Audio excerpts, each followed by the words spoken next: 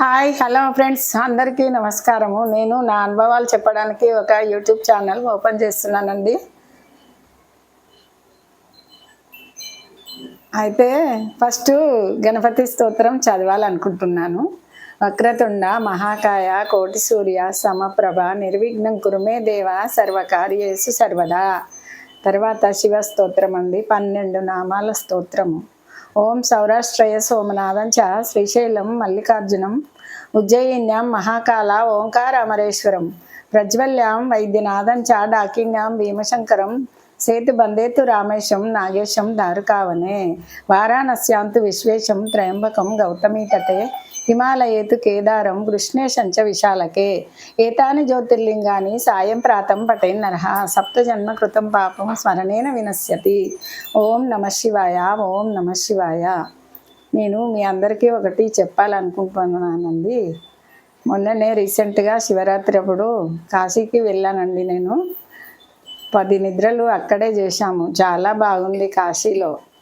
ఒకసారైనా కాశీని అందరూ చూడాలండి. కొంచెం నడవగలిగేటప్పుడే చూడాలండి. ఎందుకంటే అక్కడ చిన్న చిన్న గల్లీలు, ఆటోలు దేవుడి దగ్గర దాకా వెళ్ళవండి.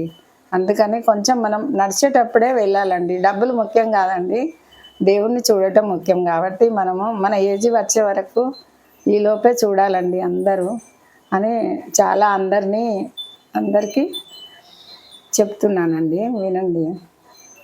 అయితే ఏమైందంటే కాశీలో చాలా బాగుంది. అక్కడ వాళ్ళు పూజించే విధానము చాలా బాగుందండి. శివుడిని చాలా శుభ్రంగా కడుగుతారు. చిన్న దీపం వెలిగించి వాళ్ళు ప్రసాదాలు శివుడికి తినిపించి వాళ్ళు తర్వాత తీసుకుంటారండి. చాలా బాగుంది అది కాశీలో. ఎంత బాగా నచ్చిందంటే చాలా బాగా నచ్చింది. మేము ఒక రూమ్లో ఉన్నామండి. ప్రతిరోజు చాలా శివయ్యలు ఉంటాయి అక్కడ. గల్లీకి చాలా శివయ్యలు ఉంటాయి.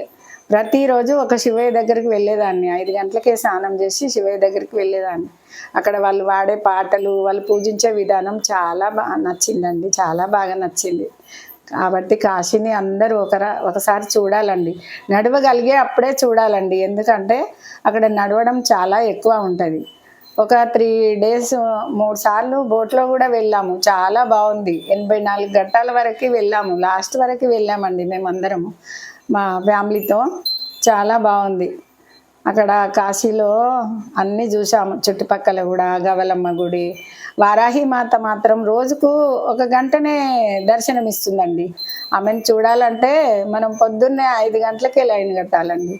అయితే ఆమె దర్శనం దొరుకుతుంది అప్పుడు. అందుకని ఆమెను కూడా మేము అమ్మవార్లందరినీ కూడా దర్శించుకుని వచ్చాము. అక్కడ 10 రోజులు ఉండి తర్వాత అయోధ్యకి వచ్చి అక్కడో 2 రోజులు ఉన్నాము. బాలరాముడు చాలా బాగున్నాడు. ఆ రామాలయం చాలా చూడడం పెద్ద అద్భుతం అండి. అక్కడ ఆ కట్టడము ఎక్కడా కనిపించలేదు నాకు. అందుకే మీరు ఒకసారి వెళ్ళి చూడండి.